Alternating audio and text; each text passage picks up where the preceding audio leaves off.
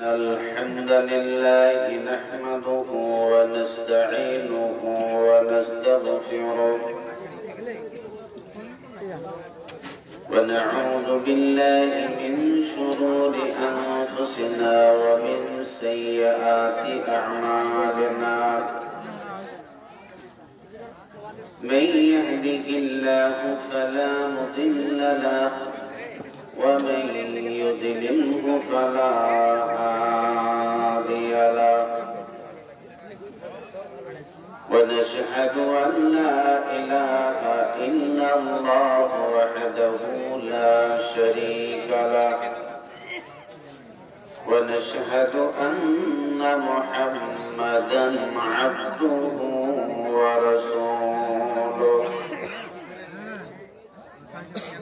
أما بعد فإن خير الحديث كتاب الله وخير الهدي هدي محمد صلى الله عليه وسلم وشر الأمور محدثاتها وكل محدثة بدعة وكل بدعة ضلالة وكل ضلالة في النار. أعوذ بالله من الشيطان الرجيم. بسم الله الرحمن الرحيم.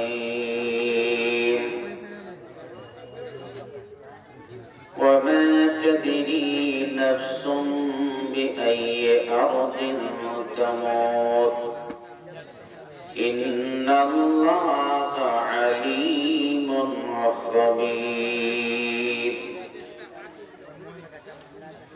وقال الله تعالى في مقام آخر وأنفقوا مما رزقناكم من قبل أن يأتي أحدكم الموت فيقول رب لولا أخرتني إلى أجل قريب فأصدق وأكن من الصالحين.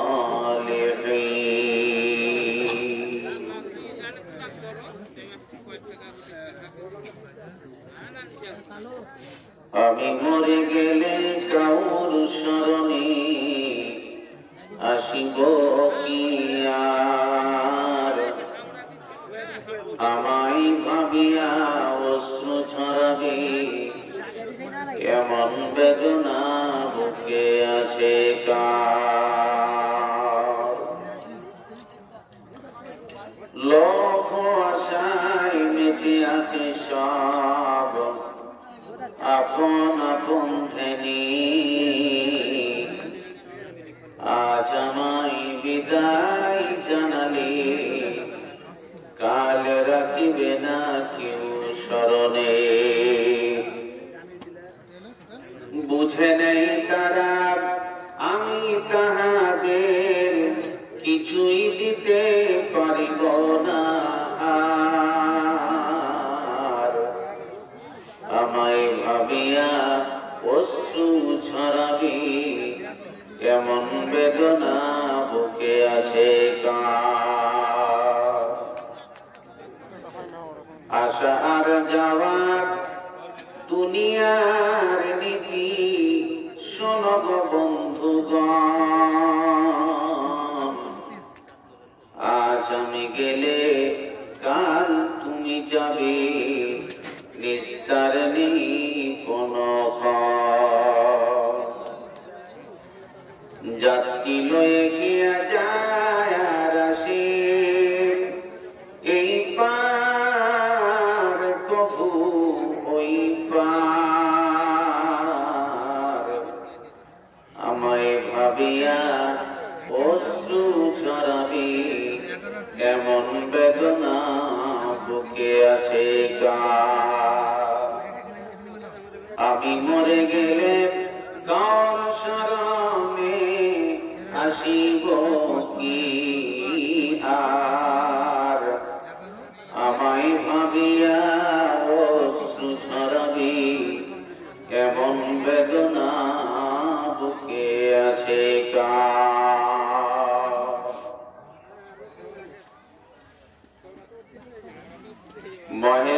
ঘাটি কবরস্থান উপলক্ষে আয়োজিত জালসার নির্বাচিত যোগ্যতম সভাপতি,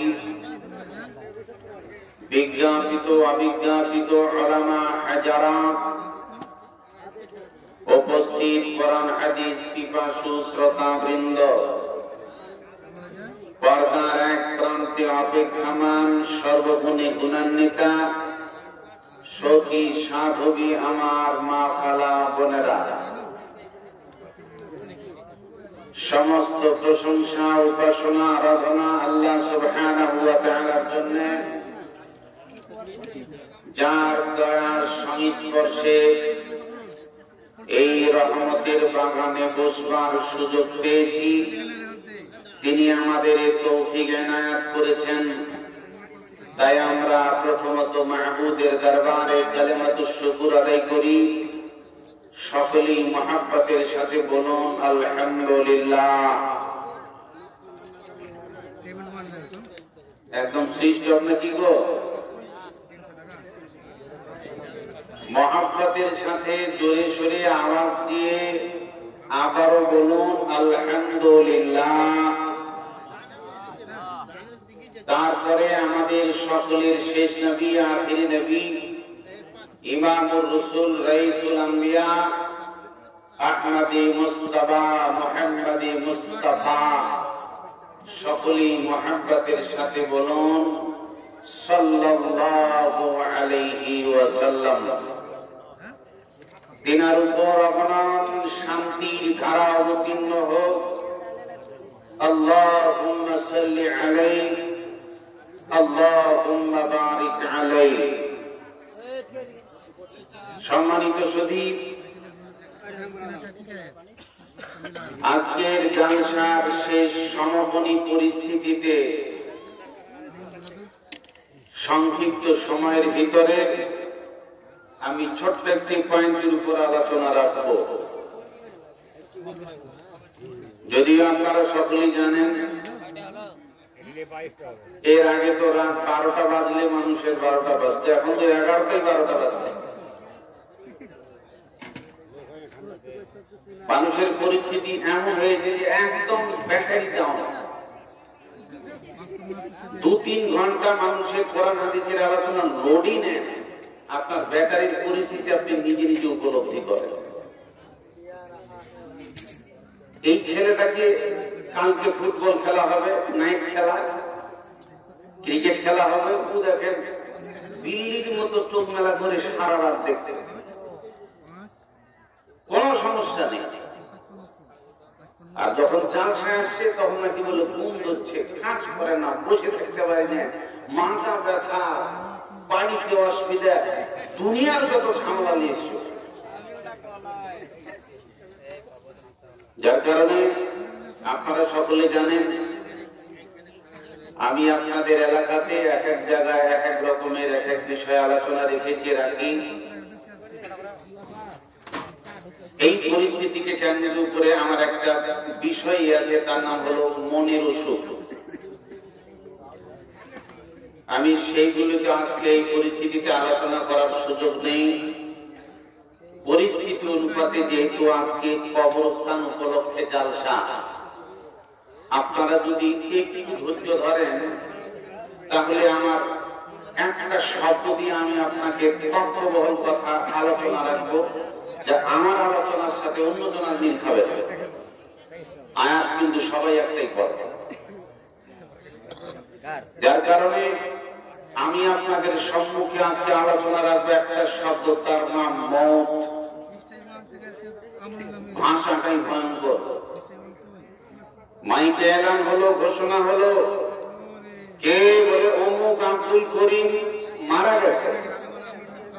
কি করে মরলো গো, কি হলো, কি করে? আপনি ঝিমড়ে গেলেন। মারা গেছে এই লোকটা, কাল কথা বলছিলাম, আমার সাথে একসাথে দোকানে চা খেলো গো, লোকটা মরে গেল। যখন মানুষ এই সংবাদটার সঙ্গে মওত, তখন দেখবেন লোকটির আর মুখে হাসি নেই, তখন দুঃখ প্রকাশ করে, পুরনো কথাগুলো তার স্মরণে আসে। কোনদিন আপনারা এরকম শুনেছেন আবু তাহের সালাফি সাহেব মুস্তাফা কামাল সাহেব বেঁচে আছেন তাই সুঘোষণা। আচ্ছা, বেঁচে থাকার যদি কোনো ঘোষণা দেয় তো এটার কোনো গুরুত্ব থাকে? বলুন, থাকে? আবু তাহের সালাফি সাহেব বেঁচে আছেন, সবাই কান লাগান, তো বেঁচে তো আসেনি উনি, এটার মধ্যে কোনো আসার আছে না। কিন্তু যখন আপনি শুনবেন মৌলানা আশরাফুল হক সাহেব তিনি বিদায় নিয়ে চলে গেছেন, এই ঝাড়খণ্ডের মাটিতে একটা রত্ন, একটা গর্ব, একজন যোগ্য সম্পদ দেশ থেকে বিদায় নিয়ে চলে গেল, মানুষ অটোমেটিক ঝিমিয়ে চলে যাবে। এটা মত। আমি রাস্তা দিয়ে আসতেছি, আমার বন্ধু ধরে নেন মাওলানা মুস্তাফা কামাল সাহেব, আমি ওনাকে থামালাম, দাঁড়ান, কোথায় বেরিয়েছেন? বলে আমি ফারাক্কা যাব। তো ফারাক্কা যাবেন, আমি জানি যে আপনার গাড়ির কাগজ ঠিক নেই, মাথায় আপনার হেলমেট নেই, ফারাক্কা যাবেন মানে?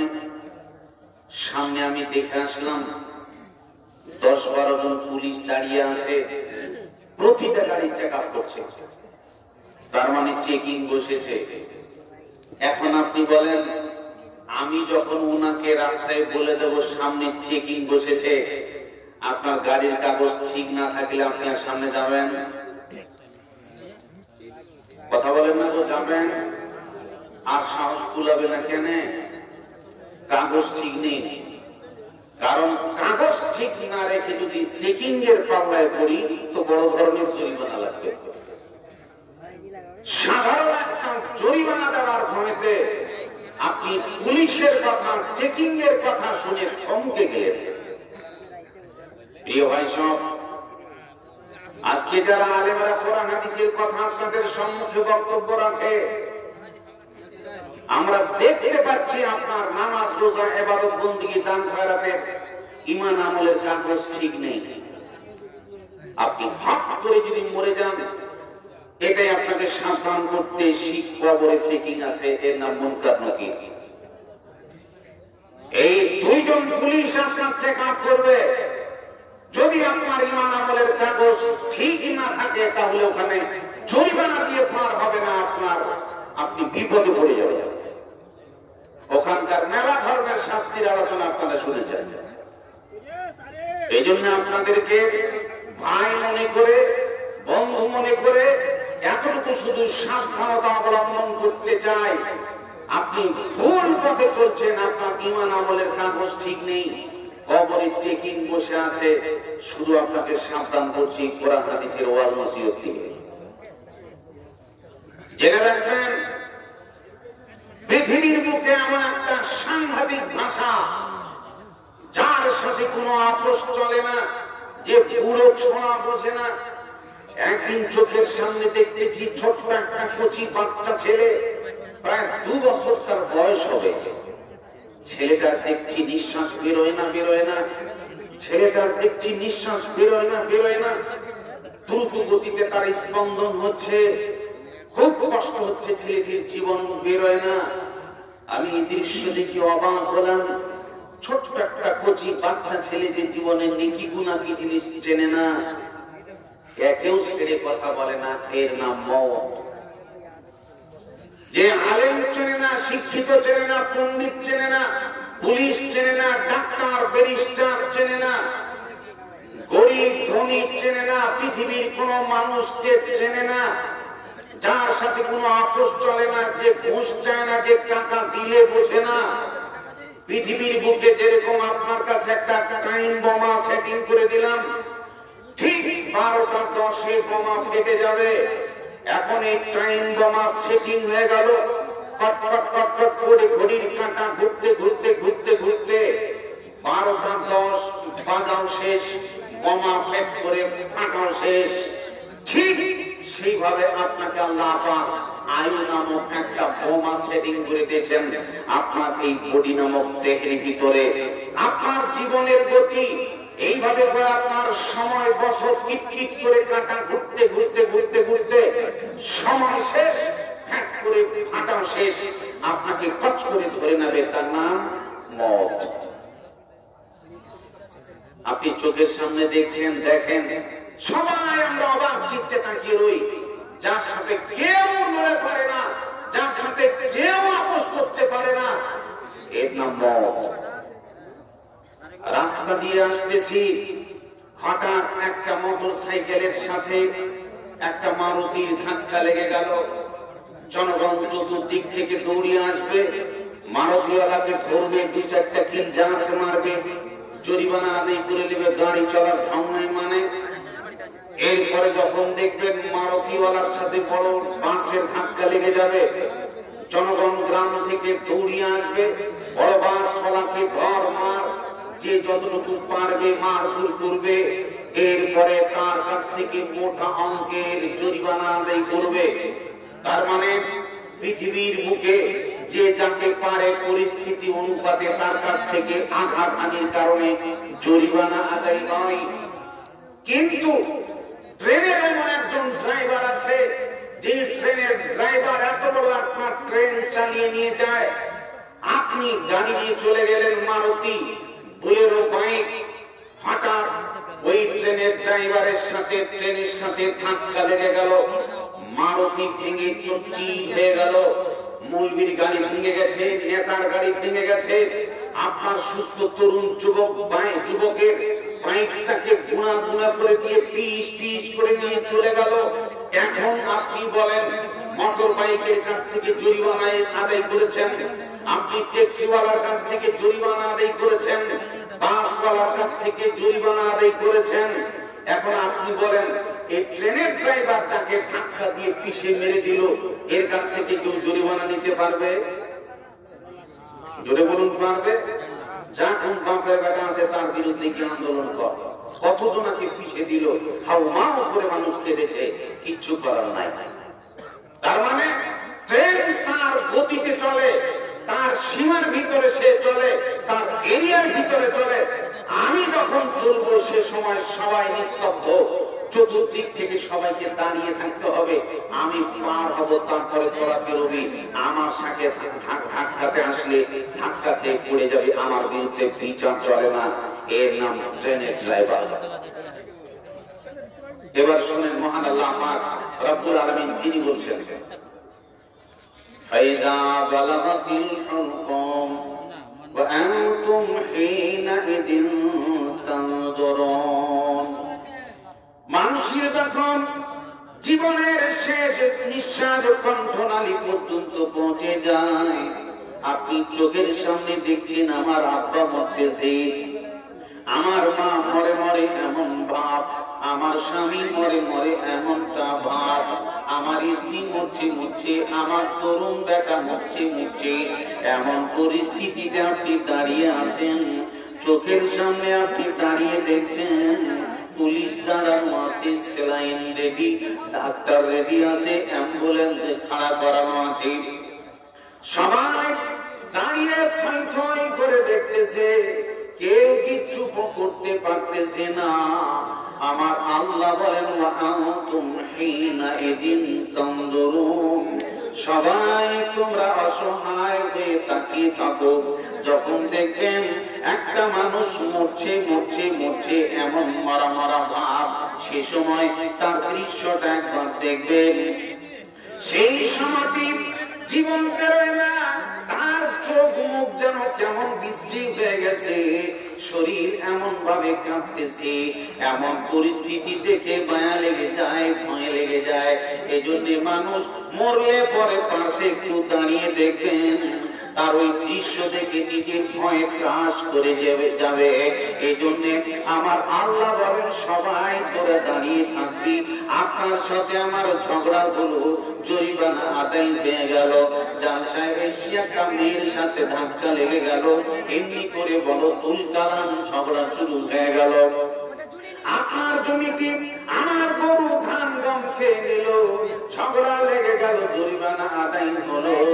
কিন্তু আমার আল্লাহ বলেন, শুনে নাও, যখন তোমার মৌতের দাগ এসে যাবে, সবাই চতুর্দিকে দাঁড়িয়ে থাকবে, সবাই দাঁড়ানো।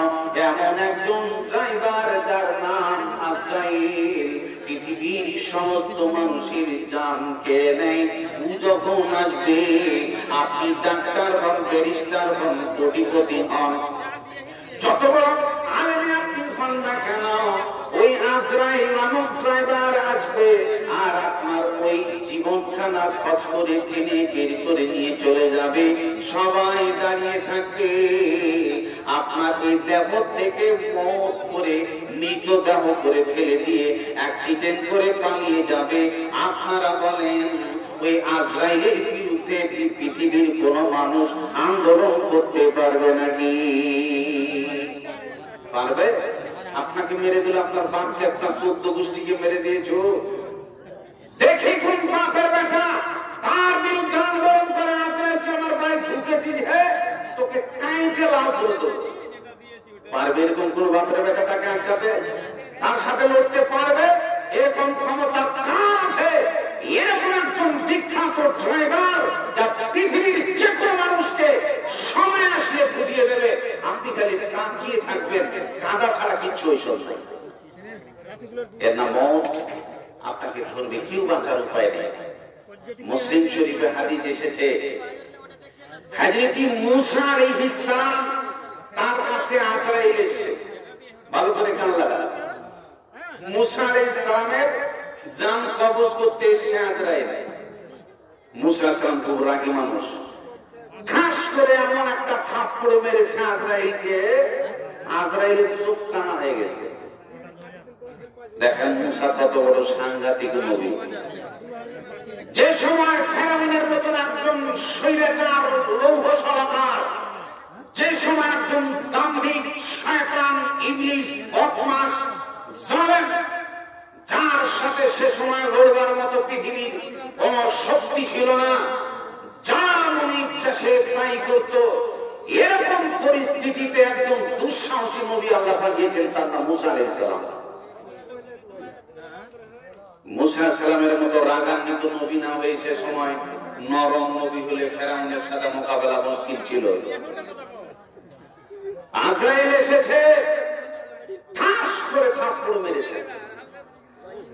যখন ফেরাউন ছোট ছিল সেই সময় ছোট্টবেলায় ফেরাউন মুসা নবীকে আদর করছে, আদর করতে করতে মনে করলো যে যাই হোক আমার বেটাকে একটু আদর করবো, চুমা খাবো। এমন করে মুসা আলাইহিস সালামকে টেনে কাছে নিয়ে আসে, আদর করবে, চুমা দিব বলে। ছোট বাচ্চা ছেলেকে যেভাবে মানুষ আদর করে চুমা খায়, এইভাবে ফেরাউন মুসা আলাইহিস সালামের ঠোঁটে ঠোঁট মিলাবে। যখন কাছে গেছে মুখ, এই সময় মুসা আলাইহিস সালাম ছোট বাল্য কচি ছেলে, ঠাস করে একটা ফেরাউনের গালে থাপ্পড়। ফেরাউন এই গালে থাপ্পড় খাওয়ার পর কয়, ওরে বাবা, ছোট বাচ্চা ছেলের থাপ্পড় এত ওজন কেন? যে থাপ্পড় খেয়েছে জীবনে আমার খেয়াল থাকবে, বাচ্চা ছেলের থাপ্পড় আবার এত ভারী হয়? ফেরাউনের গাল মনে হয় পুটি আপনার পোড়ারুটির মতো দাম লেগে গেছে। ফেরাউন রেগে গেলেন। সেই সময় ফেরাউন মনে করেছিল যে আমি আজকে এই মুসা, এই সেই দুশমন, আমি যার বিরুদ্ধে পদক্ষেপ নিয়ে হাজার হাজার আমি সন্তানকে হত্যা করেছি, আমার বাড়িতেই কাল সাপ পুষতেছি, একে সাড়ে কথা বলবো। সে সময়কার স্ত্রী আসিয়া, বেটি ছেলে কত সাংঘাতিক হয়, পৃথিবীর দৃষ্টান্তমূলক একজন নারী, তার নাম আসিয়া। তিনি বললেন, ফেরাউন তুমি খোদা না হুদা, তোমার মাথা ঠিক আছে? ছোট্ট ছেলে থাপ্পড় মারবে, তোমাদের সাথে খেতে হবে। দেখবেন বাপ যখন ছোট ছেলে মেয়েদেরকে আদর করে তো মারে না, দাড়ি ধরে টানে, চোখ খামচা এরকম সেরকম করে। কিন্তু ফেরাউনের সন্দেহ হয়েছে যে শটটা খুব ভারী আছে, যার কারণে আসিয়া ফেরাউনকে বুঝালেন, অটোমেটিক ফেরাউন ফুটে গেল। যার কারণে তার ব্যাপারে লম্বা চড়া ঘটনা আছে। ফেরাউন মুসার ব্যাপারে আল্লাহ কোরআনে সবচেয়ে বেশি আলোচনা করেছেন, কারণ এই ব্যাপারে বিশ্বাস করবে তারা, আল্লাহর উপর ঈমান রেখেছে যারা। এই ফেরাউন মুসা নবীর থাপ্পড় খেয়েছে, ও ভালো করে জানে ছোটবেলার থাপ্পড়। আরেকজন লোক থাপ্পড় খেয়েছিল, যেই লোকটাকে থাপ্পড় মারার কারণে এক থাপ্পড়ে এক চড়ে মরে গেছে লোকটা। মুসা মুসা নবীর জীবনে এটাই সাংঘাতিক মিস্টেক, এক স্তরে মরে যাওয়া, মার্ডারের টেনশন। কিয়ামতের দিন মুসা নবীর এটাই টেনশন হবে, আমি শাসনের জন্য একজনকে থাপ্পড় মারলাম, লোকটা মরে গেল, আমার এটা অনুভব ছিল না। যার কারণে মুসা আলাইহিস সালামের থাপ্পড় বড় সাংঘাতিক। দেখেন আজরাইলকে থাপ্পড় মেরেছে, ও আরো চোখ কানাতে, মুসা নবীর থাপ্পড়ের ওজন দেখেন, ফেরাউনের খেয়াল থাকবে না? আজরাইলের চোখ কানা হয়ে গেছে, আল্লাহর কাছে গেলেন, আল্লাহ কার কাছে আপনি আমাকে পাঠালেন যে মরতে চায় না, আর কি অবস্থাটা করেছে আমার, দেখেন চোখ কানা করে দিয়েছে আমার। জোলাজলির কাহিনী নয়, মুসলিম শরীফের হাদিস। আল্লাহ বললেন, হে মুসা শোনো।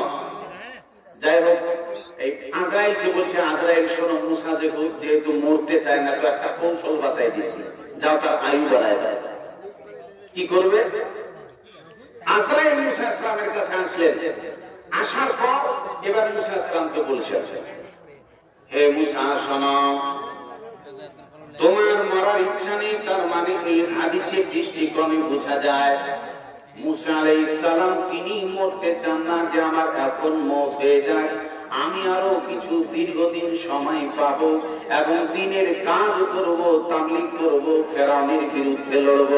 এই ছিল মুসা আলাইহিস সালামের টেনশন। কিন্তু আজরাইল যখন এসে গেছে, এখন তো দেখছি সময় আমার নাই, তাই তিনি মনে করলেন এত তাড়াতাড়ি আমার মওত কেন, তিনি থাপ্পড় মেরে দিলেন, কানা হয়ে গেল। এবার আজরাইল এসে বলছেন, হে মুসা, আমার আল্লাহ তোমার আয়ু বাড়িয়ে দিয়েছে বলে শুনে লাও, একটা গাভীর পিঠে, একটা গরুর পিঠে তুমি হাত রেখে দাও, এই হাতের তালু লোমের উপর জয়টা ঢাকা পড়বে, তার মানে আমি একটা গাভীর পিঠে, গরুর পিঠে হাত ঢেকে দিলাম, তার মানে এই গরুর পিঠে যদি আমি হাত ঢেকে দেই, তাহলে এই হাতের তালুর মাধ্যম দিয়ে লক্ষ লক্ষ লোম ঢাকা পড়ে যাবে। এইভাবে হাত ঢাকেন তো কত শত হাজার হাজার লোম ঢাকবে না? আজরাইল বলছেন, মুসা, আল্লাহ তোমার আয়ু বাড়িয়ে দিয়েছে কত বছর, এই হাতের তালার নিচে ছয়টা গরুর লোম ঢাকা পড়বে, তত বছর তোমার আয়ু বাড়িয়ে দেওয়া হবে। মুসা আলাইহিস সালামের আবার প্রশ্ন, আচ্ছা ঠিক আছে, এই হাতের তালু দিলাম গরুর পিঠে, হাজার হাজার লোম ঢাকা পড়ে গেল, এক একটি লোমে এক এক বছর সময়, যাই হোক এই সময় সে 1000 বছর হোক, 500 বছর বেড়ে যাওয়ার পর এখন কি হবে? আজরাইল বলছেন, এই সময়গুলো অতিবাহিত হয়ে যাওয়ার পর আবার মরতে হবে। দেখছেন, তার মানে এতগুলো সময়, এতগুলো বছর কেটে যাওয়ার পর আবার কি হবে? মওত হবে। মুসা আলাইহিস সালাম তিনি বলছেন, শোনো, যদি আবার মরতে হয়, এতগুলো সময় আমি পেলাম, পার পরে যদি আবার আমাকে মরতে হয়, তাহলে আর কাল বিলম্ব নয়, আজরাইল তুমি তোমার দায়িত্ব পালন করো, আর কাল বিলম্ব নয়, দেরি করে লাভ নাই, আমার মওতের ব্যবস্থা করে দাও। আজই হোক বা কালই হোক, মরতে যখন হবে, এমন মরা মরব, মরা বেহেশতেতে যাবই। যারা নিঃসংকোচে আল্লাহর পথে মরতে হবে রাজি, মরলে তারা শহীদ হবে, নইলে হবে গাজী। শহীদ মরা মরে যারা চিরকালে বাঁচতে চান, সত্যিকারে তারাই হচ্ছে দিন দরদি মুসলমান। মুসা আলাইহিস সালাম তিনার মতো এত বড় সাংঘাতিক নবী, মওতের হাত থেকে বাঁচবার কোন রকমের কৌশল না। আজ হোক কাল হোক, এমন একটা টাইম বোমা, ইন্টারনেট অসহায়, সিসি ক্যামেরা অসহায়, বিজ্ঞান অসহায়, নবীরা অসহায়, আলেমেরা অসহায়, পৃথিবীর সমস্ত জ্ঞান এক জায়গায় করলে আমি মরব কখন, এই সময়টা পৃথিবীর কেউ পাবে না। সুবহানাল্লাহ। আল্লাহ কুদরত দেখেন, এমন একটা টাইম বোমা প্রত্যেকেরই সেটিং করা আছে, পৃথিবীর কোন মানুষ বাঁচার ক্ষমতা নেই। দেখেন, আর একটা তথ্য বল হাদিস আপনাকে বলছি, রাসূল সাল্লাল্লাহু আলাইহি ওয়াসাল্লামের বেটি ফাতেমাতুজ জোহরা, এটা বুখারী মুসলিম শরীফের হাদিস। আল্লাহ রাসূল সাল্লাল্লাহু আলাইহি ওয়াসাল্লাম অসুস্থ, সেই সময় রাসূলের বেটি ফাতেমাতুজ জোহরা তিনি আসলেন রাসূলের কাছে। আসার পর বিশ্বনবী মুহাম্মদ সাল্লাল্লাহু আলাইহি ওয়াসাল্লাম বেটি ফাতেমাকে চরম ভালোবাসতেন। তিনি ডানে অথবা বামে সুম্মা আজলাসাহা আন ইয়ামিনিহি আও আন শিমালিহি, তিনি ডানে অথবা বামে বসিয়ে দিলেন। বসিয়ে নেওয়ার পর বেটির কানে কানে ফুসফুস করে কি যেন বললেন। আমার মা বোনরা ভালো করে হাদিসটা কান লাগাবেন। বাইরামের বিশ্বনবী তার সমুদ্রের চিরা পাশে বসানো, এমনি করে ফাতেমা আসলেন। বিশ্বনবী ফুসফুস করে কানে কানে কি যেন একটা বললেন। ফাবাকা বুকাআন শাদীদা, ফাতেমাতুজ জোহরা সঙ্গে সঙ্গে তিনি ভীষণ ভাবে কাঁদতে লাগলেন, দুগড়ে দুগড়ে কাঁদতে লাগলেন, কান্নার থামে না। বিশ্বনবী ফাতেমার কান্না দেখে আবার একটা কানে কানে কি বললেন, সঙ্গে সঙ্গে কান্না থেমে গেল। ফাজাহিকাত, তিনি হাসতে লাগলেন। এই অবাক দৃশ্য দেখে আয়েশা সিদ্দিকা জিজ্ঞাসা করলেন, ফাতেমা, আল্লাহ রাসূল তোমার কানে কানে কি গোপনে কথা বললো বুঝতে পারলাম না। প্রথম কথাই তুমি হেসে উঠলে, কাঁদে উঠলে, আবার পরে একটা কি কথা কানে কানে বললো, তুমি ডুবড়ে ডুবড়ে কাঁদতে লাগলে। তোমাদের দুবাব বেটা জাদু মাখা কথা একটু তো বুঝতে পারলাম না, আমায় বলো। ফাতেমা বলছেন, যে কথা আমার আব্বা আমার কানে বলেছে এই কথা আমি প্রকাশ করব না। অথবা সাংঘাতিক কথা, নবীর সব স্ত্রীরা এখানে বসে আছে, অথচ বাপ বেটি এমন কথা কানে কানে চলছে, হাসি আর কান্না। কি সেই কথা? আয়েশা সিদ্দিকা তিনি টেনশনে পড়ে গেলেন, কি কথা এটা আমাকে জানতে হবে। এই তদন্তে ফিরে গেলেন, কিন্তু ফাতেমা বলছে না যে কথা আমার বেটির জ্ঞান দেখেন, অথচ রাসূল নিষেধ করেনি যে তুমি এই কথা কাউকে বলো না, এটা নবী বলেন। এরপরও যে কথা আমার বাপ কানে লুকিয়ে বলেছে এটা আমি প্রকাশ করব না, বেটির জ্ঞান দেখেন। প্রিয় ভাষা, কিছুদিন পর বিশ্বনবীর ইন্তেকাল হয়ে গেল। ইন্তেকাল হয়ে যাওয়ার পর এবার আয়েশা সিদ্দিকা এসেছেন। আসার পরে বলছেন, ফাতেমা, সেই কথাটা এখনো আমার ব্রেনে নাড়া দেয়, টেনশন হয়। তোমরা দুবাব বেটি মিলে কানে কানে কি গল্প করছিলে সেটা আমায় বলো। এবার ফাতেমা বলছেন, যাই হোক, আমার আব্বা যখন ইন্তেকাল করে গেছেন, মানুষ যদি মরে যায় তাহলে তার ভালো আলোচনা করো, সমস্যা নেই, কিন্তু মরে যাবার পরে লোকটা চোর ছিল, গুন্ডা ছিল, এমন ছিল, তেমন ছিল, মরে যাওয়ার পরে মন্দ আলোচনা করাটা ঠিক নয়। তিনি দেখলেন আমার আব্বা যেটা কথা বলেছে সেটা অত্যন্ত দামি কথা।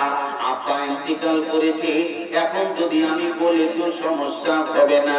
এখন ফাতেমা তিনি খুলে বলছেন, আমার আব্বা আমার প্রথমে কানে যে কথাটা বলল, বেটি রে, আমাদের ফেরেশতা জিবরিল আমিন আমি নবী দুইজনার প্রতি বছরে খতমে কোরআনের প্রোগ্রাম হয়। জিবরিল আমিন আমাকে পুরো কোরআনটা শোনায় আর আমিও শোনাই, এইভাবে প্রতি বছরে এমন ঘটনা চলে। বেটি রে, এই বছরে জিবরিল আমিন আমাকে 2 বার খতমে কোরআন শুনিয়েছে। তার মানে এটা ইন সিগন্যাল হয়ে গেছে, আমার পৃথিবী ছাড়ার সময় হয়ে গেছে।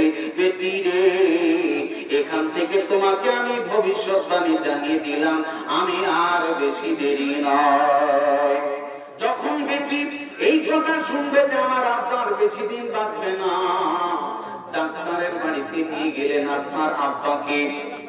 ডাক্তার বাবু আপনার সবকিছু চেক আপ করে নেওয়ার পর রিপোর্ট দেখলো ভিতরটা গোটাটাই ক্যান্সার হয়ে গেছে।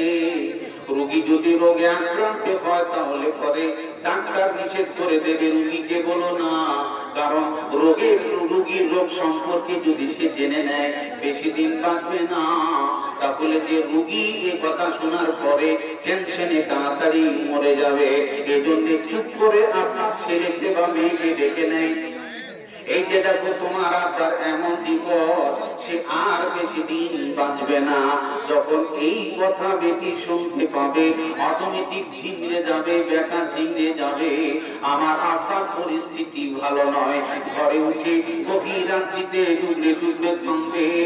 আমার বাবা মাস্টার, আমার আব্বা বড় আলেম, আমার আব্বা শিক্ষিত, আমার আব্বা একজন শিল্পপতি। তিনি বিদায় নিয়ে চলে যাবেন, আর বেশি দিন বাঁচবে না। এটা যেমন পৃথিবীতে সন্তান বাপের দুঃসংবাদ শোনার পরে আর তার চোখে ঘুম আসে না, কাঁদতে লাগে। বেটি ফাতেমা তিনি যখন শুনলেন আমার আব্বা আর বেশি দিন বাঁচবে না, টুকরে টুকরে আমি কাঁদতে লেগেছিলাম। আমার কান্না আমার আব্বা সইতে পারে না, এই জন্য নগদ একটা সুসংবাদ আমাকে দিয়ে আমার আব্বা আমার হাঁচি ফুটালেন।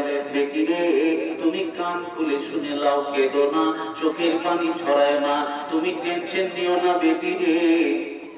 জেনে নাও, জান্নাতে যখন ফয়সালা হয়ে যাবে, যতগুলো জান্নাতি নারী আছে, জান্নাতি মহিলা আছে, সমস্ত জান্নাতি নারীদের তুই হবি সরদারিনী। জোরে বলবো সুবহানাল্লাহ। জান্নাতে রানী নবী নন্দিনী ফাতেমা তু জোহরা, নবীর বেটি ফাতেমা তু জোহরা।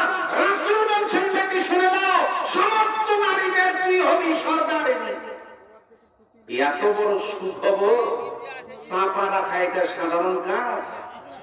দেখেন না, আপনার মেয়ে মাধ্যমিক পাস করেছে, গোটা পাড়া মিষ্টি খিলিয়ে বেড়ায়, গোটা ঝাড়খণ্ডের মাটিতে, পশ্চিম বাংলার মাটিতে বলে অমুক মেয়ে বোর্ড ফার্স্ট করেছে।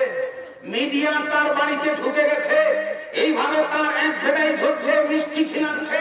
কত আনন্দ! বেশি কিছু করেন নাই, খালি একটু পাস করে নিয়েছেন তাই। আপনি সাধারণ মাধ্যমিক, উচ্চ মাধ্যমিক, বিএ পাশে একটা বোর্ড ফার্স্ট করার কারণে তোমার যদি মিষ্টি খেলায় এত আনন্দ হয়, তাহলে ফাতেমা তিনি শুধু বোর্ড ফার্স্ট করেনি, বিশ্ব ফার্স্ট করেছেন। এবং তিনি এই খবর পেয়েছেন এমন একজন মানুষের মুখে, যিনি আকাশ জমিনের রাহমাতুল লিল আলামিন মুহাম্মদুর রাসূলুল্লাহ সাল্লাল্লাহু আলাইহি ওয়াসাল্লাম তার জীবনে কোনোদিন মিথ্যা কথা বলেননি। তিনি বলছেন বেটি তুই জান্নাতের সরদারিনী। এত বড় সুসংবাদ শোনার পরে তিনি বলছেন আমি কাউকে কথা বলবো না। মা আয়েশাকেও তিনি বলেননি। আপনার মেয়ের আনন্দ দেখেন, আজকে 10টা মেয়ে এক জায়গায় বসেছে। আপনার বাড়িতে আপনার ছোট ভাইয়ের বিয়ে হয়েছে, এখন নতুন বউ বাড়িতে এসেছে, ওকে একটু কাজে লাগিয়ে দিয়েছে। বাড়িতে যে সব বউ ঝামেলা হয়, ওকে একটু কাজে লাগিয়ে দিয়েছে। কাজ করতে করতে করতে করতে এমন সময় বউ একটা মাছ ভাজা চুপ করে খেয়ে নিয়েছে। তখন বড় যাও দেখে নিয়েছে। বড় যাও যখন ছোট বউয়ের মাছ খাওয়া দেখে নিয়েছে, তখন বড় যাও বলছে কোন চুমনি বউ রে, মাছ ভাজছে চুপ চুপ করে খায়, মাছ ভাজছে চুপ চুপ করে খায়, কোন চুমনি ডাইনি বউ এটা। এখন ছোট বউ শরম পেয়ে গেছে, এই তো সবাইকে বলে বেড়াবে, আমার মানহানি হবে। ছোট বউ বলছে রিকোয়েস্ট করছি এই কথাটা কাউকে বলো না। বড় ভাবি বলছে ঠিক আছে, আমার কি দরকার পড়েছে তোমার এই কথা বলে বেড়াবো? জীবনে কাউকে আমি কাউর গল্প করি না, এটা আমার স্বভাব না। এখন এই বড় বউটা সকাল বেলায় এই যে এখন যেগুলো উঠেছে বন্ধন গুরু, এগুলো আপনাদের দিকে আছে? আছে মাশাআল্লাহ। তাহলে আপনার তো কম বাইরের যোগ নাই, সব খেয়ে দিয়েছে। যাই হোক, ওটা আলাদা আপনার আমি ধরবো না, যাই হোক আছে বুঝতে পারছি। তাছাড়া এটা এমন একটা ভাইরাস, আপনি বেঁচে আছেন মনে হয় না আমার খটকা পাচ্ছে।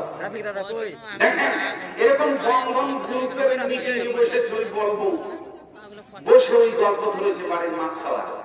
আমার ছোট দেওয়ারটা বিয়ে করেছে, নতুন বউ এসছে, বউটা যা শুননি, খালি ঘন ঘন মাছ ভাজা আর মুখে চুপ চুপ করে খায়, আমি দেখে নিয়েছি। তখন ও আমাকে বলছে এই কথাটা কাউকে বলো না, ও আমাকে এইভাবে নিষেধ করছে। তো আমি ওকে বললাম কি দরকার পড়েছে আমি কাউকে বলে বেড়াবো কেন, আমি জীবনে কাউকে